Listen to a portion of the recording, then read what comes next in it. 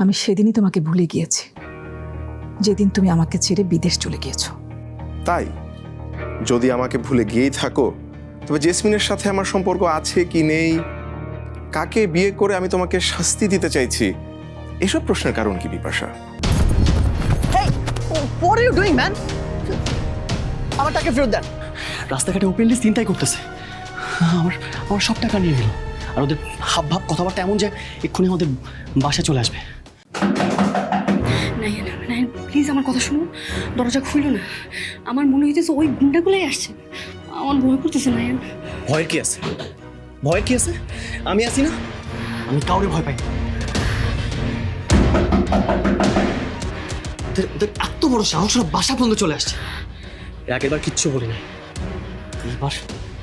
এবার ওদেরকে বুঝাই দেবো আমি কি জিনিস। ওয়েট,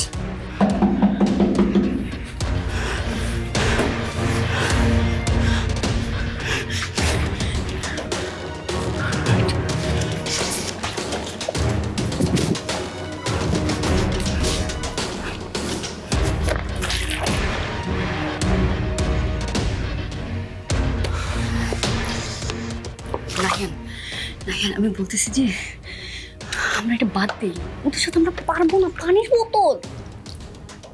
তোমার আমি কিছু করতে বলছি? তুমি এটা নিয়ে থাকো।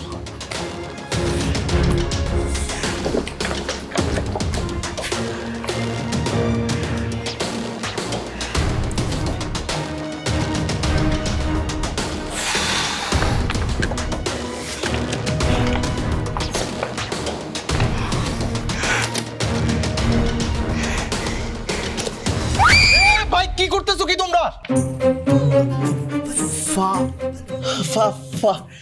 ফারদিন, আরে ভিতরে আয়। ভাই ভিতরে ঢুক ভিতরে। বুঝলাম না, আমি কিনা নিজের জীবন বাজি রেখে এই ফলস ম্যারেজ সার্টিফিকেট তোমাদের দুজনের জন্য বানাইলাম, আব্বুর চোখ ফাঁকি দিয়ে, তারপর গ্রুপ স্টাডি কথা বলে আমি এই পর্যন্ত আসছি এটা তোমাদের দিতে, আর তোমরা দুজন কিনা আমারই মারতে পড়ছো। আরে দূর ও ভাই, না মানে হয়েছে কি আসলে, তুই ভুল বুঝতেছিস। বলো মেঘা, আমরা তো প্র্যাঙ্ক করতেছিলাম। এটাকে প্র্যাঙ্ক বলে? ভাই এই জন্যই না বুঝছো, আমার আম্মু সবসময় আমারে বলে যে কোনো উল্টাপাল্টা কাজে না পড়তে। আমারই আসলে ভুল হয়েছে তোমাদের এইসব ঝামেলা নিজের মাথায় নেয়া। ফারদিন ভাই সরি, আসলে সত্যি আমরা তোর সাথে মজা করতেছিলাম। তুই আমার একমাত্র ছোট ভাই না? Yeah, she's right. হয়েছে এই নাও তোমাদের জরুরি জিনিস।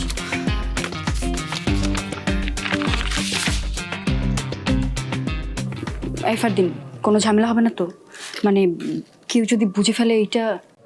No chance. Thanks bro. Thanks a lot. হয়েছে ভাই, আর এত থ্যাংক ইউ দেওয়া লাগবে না। আর নেক্সট টাইম যদি কোনো হেল্প লাগে তাইলে বইলো।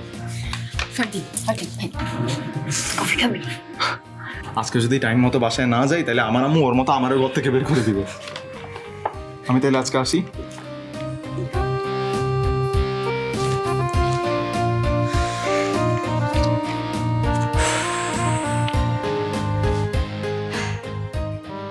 যাক বাবা, অন্তত একটা টেনশন তো কমলো। আচ্ছা দাও তো দেখি ম্যারেজ সার্টিফিকেটটা দেখি।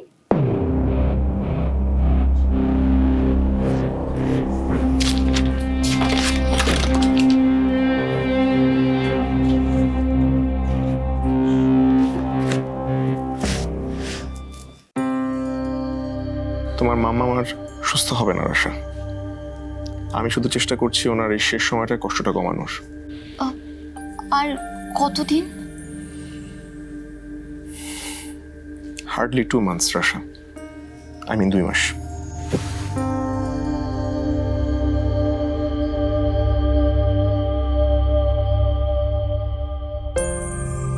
সব শেষ ছোট মামা, সব শেষ। তোর মুখ দেখে বোঝা যাচ্ছে ভয়ানক কিছু ঘটে গেছে, কিন্তু তোর এই ছোট মামা বেঁচে থাকতে সবকিছু শেষ হতে পারে রাশা। খুব বেশি কিছু কি চাইছিলাম এই পৃথিবীর কাছে? একটা ছোট্ট জিনিস, ছোট্ট একটা জিনিস চাইছিলাম। মামা একদিন আমাকে চাপটে ধরে বলল, তুই আর কারো না, আমার মেয়ে। চাইছিলাম একদিন মামামের সাথে আমি হাত ধরে বৃষ্টিতে ভিজে আর চিৎকার করে পৃথিবীর সবাইকে বলি, এই যে দেখো দেখো আমি আমার মায়ের সাথে মিশে গেছি। আমি জানতাম একদিন না একদিন তো আমার এই স্বপ্ন পূরণ হবেই। জানো ছোট মামা, এখন আমার সেই স্বপ্নটা আর নাই। আপা আবার তোকে বলেছে, তাই তো? আমি অবশ্য রুম থেকে শুনতে পাচ্ছিলাম তার ক্যাটক্যাটে গলাটা। এটা কি নতুন বাসা? এখন আর আমার মায়ের আদরের দরকার নেই ছোট মামা।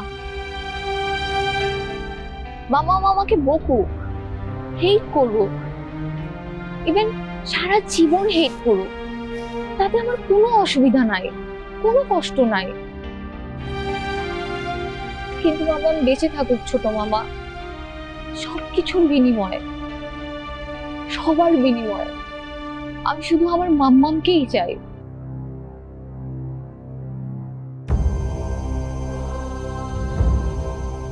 কেন এত মন খারাপ করছিস আশা? তোর মাম্মাম কেন বেঁচে থাকবে না? আপার তো ট্রিটমেন্ট হচ্ছে। লাভ নাই, আর লাভ নাই। ডাক্তার ইমতিয়াজ নিজে আমাকে বলছে সব শেষ।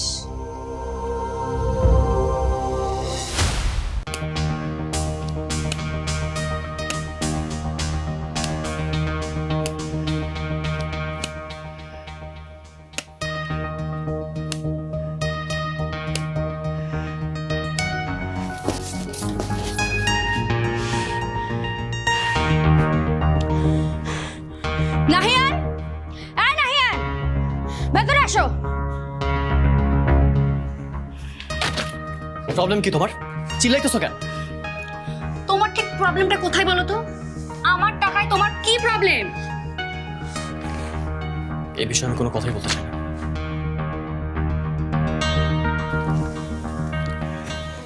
আমার টাকায় যদি তোমার এতই প্রবলেম হয়, তাহলে আমার হাত ধরে কেন বের হয়ে আসলা? একা একা বের হয়ে আসতা? তার মানে কি বলতে চাও তুমি? না না বলো, কি বলতে চাও তুমি? আমি তোমাকে বিপদে ফেলছি? হেই, আমি তোমার জোর করে নিয়ে আসছি? আমি এই কথা তোমাকে বলি নাই নাহিয়ান। আমার যদি তোমার টাকায় খাইতে থাকতে সমস্যা না হয়, তাহলে তোমার কেন সমস্যা হইতেছে? এইসব মেয়েলিগো কই থেকে আসলো তোমার নাহিয়ান? তুমি না বিদেশে বড় হইছো, তুমি এখন ছেলে মেয়ে আলাদা করা শুরু করলা? সবাই মিলে আমাকে ছোট করার কম্পিটিশনে নামছে। পাপা আমাকে বাড়ি থেকে বের করে দিতেছে, আমার ছোট ভাই সিম্প্যাথি দেখে আমাকে টাকা দিতেছে, আর পাড়ার গুন্ডারা আমাকে আমাকে মুরগি বানাইতেছে। আর দিকে আমার জিএফ, আমার জিভ আমার দয়া দেখাইতেছে। Wow, this is too much. Shut up, shut up, shut up. তোমার বাবা তোমাকে বাসা থেকে বের করে দিচ্ছে কারণ তুমি একটা অকাজ করছো। কি করছো জানো? এই যে দেখো, আমাকে ভালোবাসার মতো অকাজটা করছো তুমি। আর ফারদিন তোমাকে টাকা দিয়ে হেল্প করতে চাইছে কারণ সে তোমাকে ভালোবাসে। এটা সিম্প্যাথি না নাহিয়ান, এটা লাভ। আর পাড়ার গুন্ডারা তোমাকে মুরগি বানাইছে কারণ তুমি আসলে একটা কি? থামবে কেন বলো? আমি কি? আমি আসলে একটা কি? ওকে ফাইন, তুমি কি? তুমি কি বলো? তুমি আমার দয়া দেখাইতেছো কেন? উত্তর দাও, নাকি এটার অ্যান্সার তোমার স্ক্রিপ্টে নাই? আমি তোমার দয়া দেখাইতেছি না নাহিয়ান, আমি জাস্ট কন্ট্রিবিউট করতেছি। মাথায় রাখবা, এই বাসাটা শুধু তোমার না, আমারও। আর আমি কারো দয়া খাইতে পারবো না। একসাথে একই বাসায় থাকতে গেলে প্রত্যেকটা কর্মক্ষম মানুষের উচিত তার নিজ নিজ অ্যাবিলিটি থেকে কন্ট্রিবিউট করা। কেউ ইলেকট্রিক বিল দিলে কেউ গ্যাস বিল দিবে, কেউ বাসা ভাড়া দিলে কেউ বাজার করবে। মানে সবকিছু 50-50, সমান সমান। বুঝতে পারছো? ওয়েট, কি বললা? একসাথে বাস করার কি মানুষ? এই নাহিয়ান, তোমার প্রত্যেকটা কথার সাবটাইটেল আমার কাছে নাই। তুমি যা ডিকশনারি দেখো আর কর্মক্ষম মানে কি সেটা জেনে নাও। ওকে কুল, আই গট ইট। এত চিল্লানোর কি আছে? একসাথে এত বাংলা বললে আমার ব্রেন ক্যাচ করতে প্রবলেম ক্রিয়েট হয়।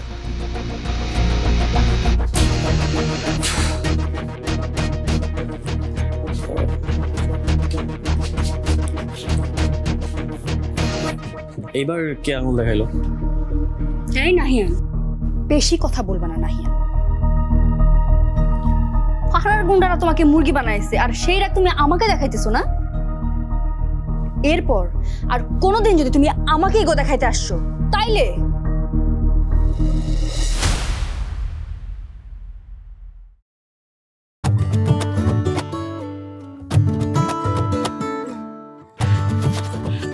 কি চাও? সরি। সরি বললেই হলো, ছাড়ো আমাকে। ওহ গড, ক্রাই বেবির এত রাগ, এটা এত বকতে পারে। খেয়াল করছো এই অল্প সময়ের মধ্যে কতগুলো শব্দ খরচ করছো? কাউন্ট করছো? এই কে ক্রাই বেবি? হ্যাঁ দেখো না হিয়া, আমার মাথা এমনিতে অনেক গরম, ছাড়ো আমাকে, ওকে বিরক্ত করো না। ছাড়বো না। আগে বলো কালকে আমাকে কি রান্না করে খাওয়াবা? শোনো, আমার টাকা বাজার হবে আর রান্নাটা তোমার কন্ট্রিবিউশন। আগে বলো কি রান্না করে খাওয়াবা, তারপর ছাড়বো। ডিল করো। ছাড়ো আগে, তারপরে ডিল। ছাড়বো না। অনেক লেকচার দিছো, এবার পাওয়ার দেখে নিজেকে ছাড়াই নাও। এই তোমার আমার শক্তি কি সমান? একটু আগে তুমি তো বললা যে আমরা সমান সমান 50-50। একটা মানুষ এতটা লজিকলেস কেমনে হইতে পারে না হিয়ান?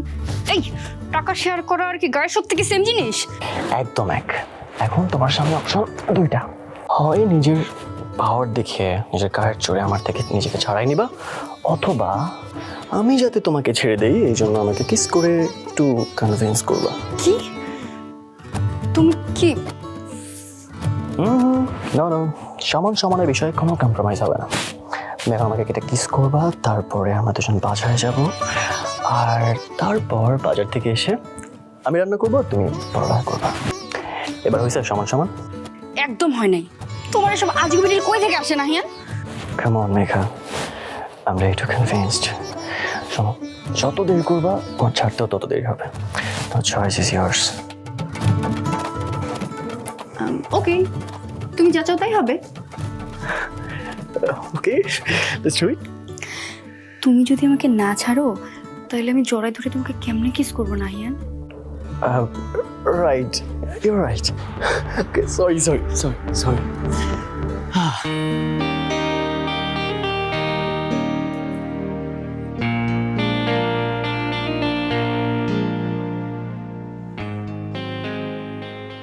তোমরা যে কেন সবাই মুরগি বানায় এখন আমি বুঝতেছি।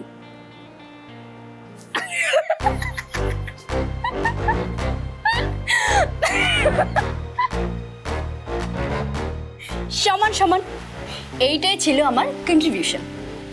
এখন চলো, মুরগি তো পাওয়া গেছে, এখন শুধু মশলা আর সবজি লাগবে। তো মজা করে তন্দুরি চিকেন করবো। এই চলো চলো চলো চলো, বাজারে যাবো। চলো চলো, বের হও, রেডি হও না হিয়ান।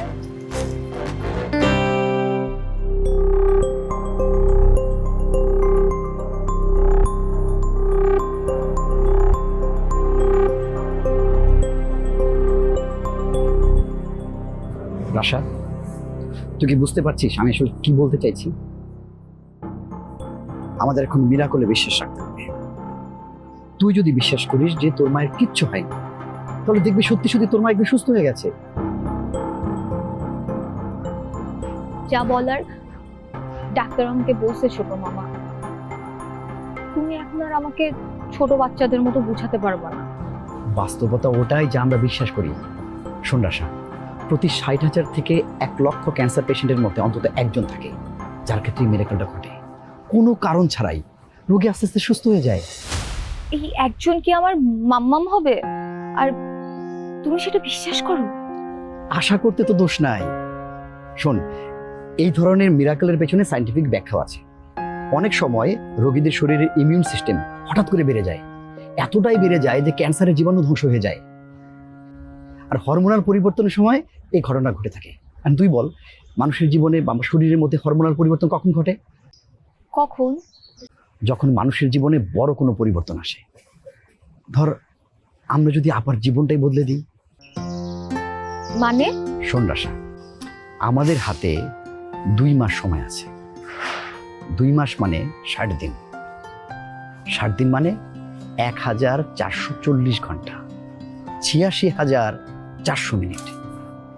এর প্রত্যেকটা মিনিটকে আমাদের কাজে লাগাতে হবে। এই এতগুলো মিনিটের যে কোনো একটা মিনিটে কিন্তু মিরাকলটা ঘটে যেতে পারে। তুই কি বুঝতে পারছিস আমি কি বোঝাতে চাচ্ছি? আমার আমার খুব ইচ্ছে করতেছে তোমার এই মিরাকল থিওরিতে বিশ্বাস করতে, কিন্তু আমি বিশ্বাস করতে পারতেছি না। তবে একটা জিনিস বুঝতে পারতেছি, মাম্মামকে আমি আর কাঁদতে দিব না। তার বাকিটা জীবনের প্রতিটা সেকেন্ড আমি আনন্দে ভরায় দিতে চাই, তাকে খুশি রাখতে চাই। একটা মিনিট যেন 1 বছর সমান সুখ হয়ে আসে তার কাছে। এই তো একদম ঠিক ধরেছিস আমার কথা। এইভাবে একা একা কান্নাকাটি করে কষ্ট পেয়ে কিংবা ভাগ্যকে দোষারোপ করে আপাকে সুস্থ করতে পারবো না আমরা। আমি আমার মাম্মামকে পৃথিবীর সব সুখ এনে দিতে চাই, কিন্তু আমি তো মাম্মামের কাছেই যেতে পারতেছি না। সে তো আমাকে কাছেই ঘেঁষতে দিতেছে না, আর আমি জানিও না সে এখন কি ভালোবাসে। অনেকগুলো বছর পেরিয়ে গেছে তো, আমার মনে হয় আবার ভালো লাগা মন্দ লাগা সবকিছু বদলে গেছে। আর যাই বদলাক, পরিবার তো বদলায় নাই। আর আমি সবার মুখে শুনছি মাম্মাম একসময় এই বাড়ির সবার মধ্যমণি ছিল। আমি আবার তাকে সেই জায়গাটা ফিরাই দিব, সবার মধ্যমণি করে তুলবো। এবারে সবাই আবার মাম্মামকে আগের মতো ভালোবাসবে, তাকে আগলে রাখবে, আর এই বাড়ির মেয়ে হিসেবে মেনে নিবে। তুই পারবি আশা, তোর এই জেদটাই আমাকে বাঁচিয়ে রাখবে, দেখিস। আমি মাম্মামের হয়তো সামনে যাব না, কিন্তু দূর থেকেই মাম্মামের মুখে হাসি ফোটাবো। সারা জীবন সে যা যা পায় নাই, এই অল্প কয়েকদিনে আমি তাকে সব এনে দিব। শোন, তুই একটা কাজ কর, তুই কাগজ কলম নিয়ে ঘরে বসে যা, একটা লিস্ট বানা। তোর মাকে তুই কি কি সারপ্রাইজ দিতে চাস আর কি কি নতুন অভিজ্ঞতা তাকে দিতে হবে সেটা তৈরি করে ফেল। রাতে আমরা দুজন মিলে সেটা ফাইনাল করে ফেল, ঠিক আছে?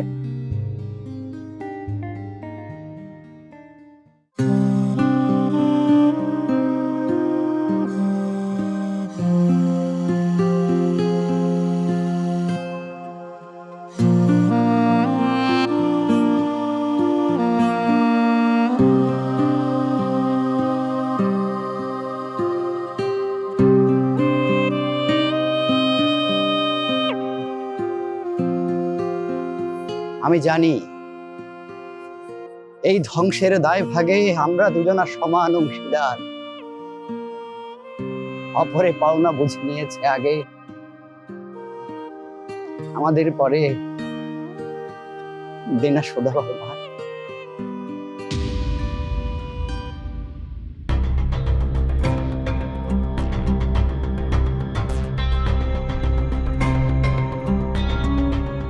মায়াটাকে ডারে এলাকায় নতুন দেখতেছি।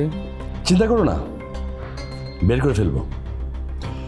তুমি চাইলে তুলে নিয়ে আসতে পারি। তবে প্লিজ সাবধান, ওরা যেন কিছু বুঝতে না পারে। আরেকটা ব্যাপার, তাদের কোনো ক্ষতি করা যাবে না, কারণ তাদের মধ্যে একজন আমার ছেলে নাহিয়ান। কথা বলতেছো না কেন? এই আবার কোনো ঝামেলা টামেলায় পড়ছো?